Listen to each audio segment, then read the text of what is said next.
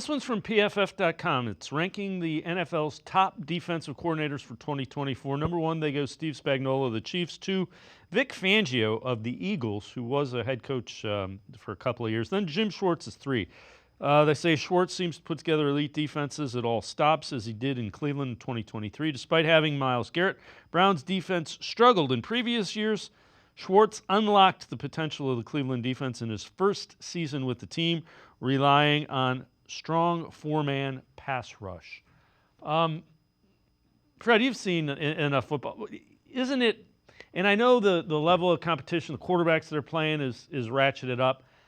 I would expect the defense to be better in year 2. They brought back pretty much everybody they wanted. You have a year of familiarity, and I would argue the guys they brought in are actually a little bit better than what they had.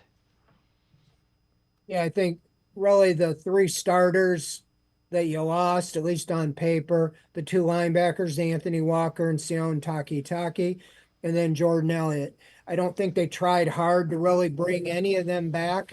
And so nothing against them, but the linebacker position is kind of not as important in this defense. He really only played 3 linebackers 16% of the time last year.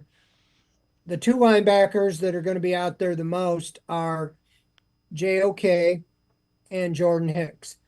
Now, JOK is coming off his best year, 20 tackles for loss, led the team.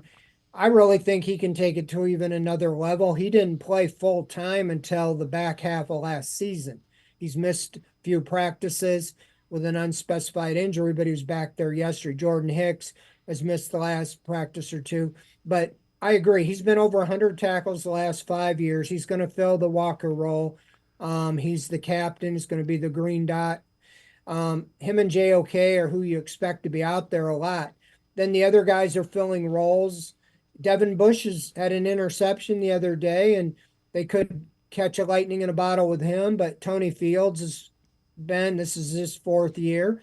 So those guys are the depth. They drafted a rookie and Watson. So the linebackers, and then Jordan Elliott, like I said, they brought back the better 2 in Shelby Harris and Maurice Hurst. And then you went out and got Quentin Jefferson, who, if he would have been with the Browns last year, he would have been the 2nd leading sack man, because he was only behind Myles Garrett. He had more sacks than anybody else on the Browns did. And I think he's going to be a good player. And Mike Hall, we talked about him. So you have upgraded with more depth, those positions. I do think that, statistically, the Browns, that's what everybody talks about, is they were number 1, in the NFL. But what I'm more interested is the amount of points they give up. Last year, they were 13th. They gave up 21.3 a game. The Browns offense, scored about 23 a game, and thus they were 11-6. They have a tougher schedule, but if Schwartz can get them in the top 10 and points allowed, even, I don't care about the other stats. If they could get down under 20 a game, I think the offense will be able to put up enough points, to get into the playoffs and win games.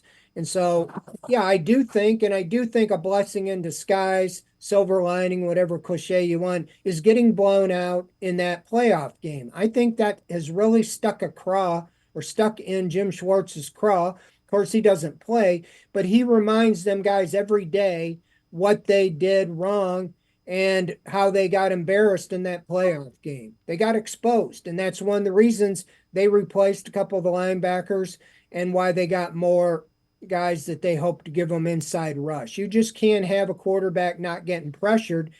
The quarterback was rolling out away from Myles Garrett, and teams are going to do that. So you have to have guys that can go get the quarterback. And I think by adding Jefferson, bringing back Hurst, Harris, Mike Hall, along with Zadarius Smith, I think you can do that.